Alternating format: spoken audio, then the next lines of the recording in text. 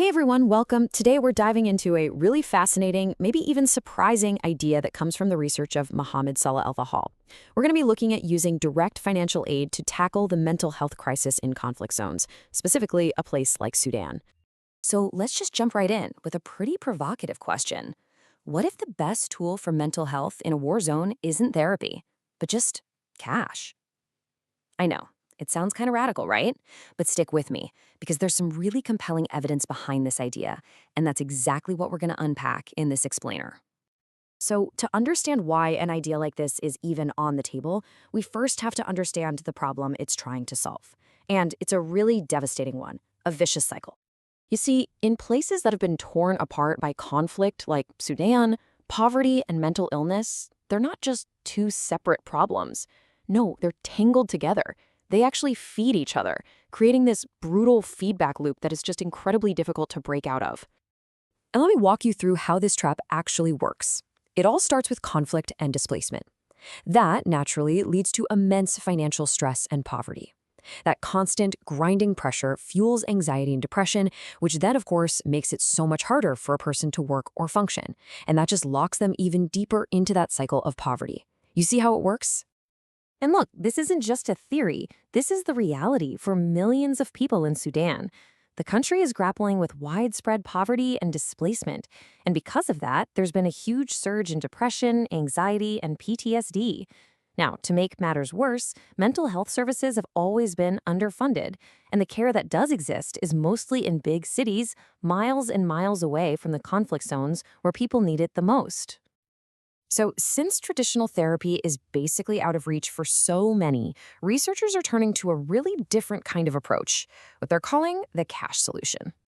Okay, so the official name for this is Cash Transfer Programs, or CTPs for short.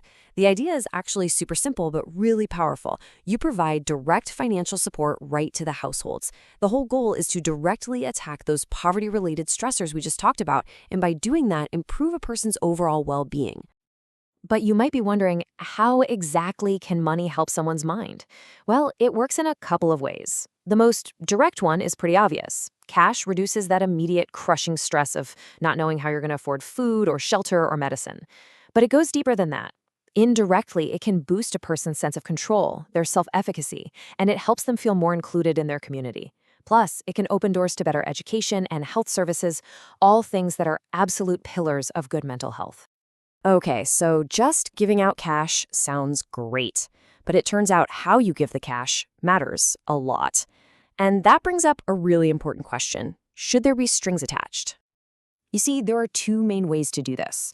On one hand, you've got unconditional cash transfers, or UCTs. These come with absolutely no strings attached, giving families total flexibility to use the money for whatever they need most. On the other hand, you have conditional cash transfers, or CCTs. Here, families have to meet certain requirements, like making sure their kids attend school to get the money. The idea is to incentivize certain positive behaviors. So, which one is better for mental health? Well, a huge meta-analysis gives us a really clear clue. It found that, generally speaking, the unconditional programs, the no-strings-attached ones, had a much more substantial positive impact. And it seems like that freedom, that lower stress from not having to meet conditions, that's the real game changer here. All right, so that's the theory, but does it actually work in the real world? Let's take a look at the evidence from what's happening on the ground. Let's start with a single number, 24%. Now, this number represents a huge shift in mental health outcomes that we saw in a major study out of Kenya. So what is that 24%? It's the reduction in the odds of depressive symptoms among young people who received an unconditional cash transfer. This program was focused specifically on people aged 15 to 24, and the positive effects were strongest among young men and orphans, some of the most vulnerable groups out there. Okay, now for another number, this time from a different country, 15.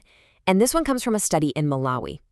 In this case, an unconditional cash program focused on adolescent girls, and it reduced the signs of depression by about 15 percentage points. The money led to things like better nutrition, and get this, it also reduced the stress on their caregivers. It just goes to show how these programs can create these positive ripple effects through a whole family or community.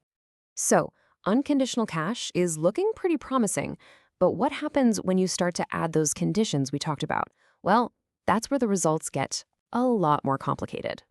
And this study from Tanzania's Conditional Cash Program is the perfect example. It's a real tale of two outcomes. For young men, the program worked. It had positive mental health effects. But for young women over 18, it actually had adverse effects. Why the difference? It's because the burden, the stress of meeting all those conditions, like making sure the kids got to school, that landed squarely on the women's shoulders. And it completely wiped out any of the financial benefits for them, mentally.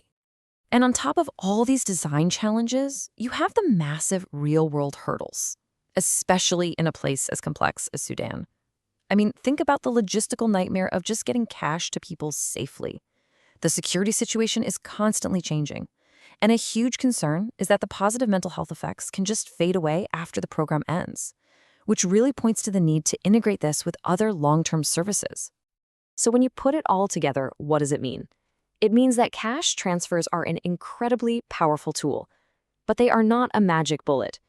For this to be a true lifeline, its success really hinges on careful, thoughtful design that's sensitive to the local context and especially to the dynamics between men and women.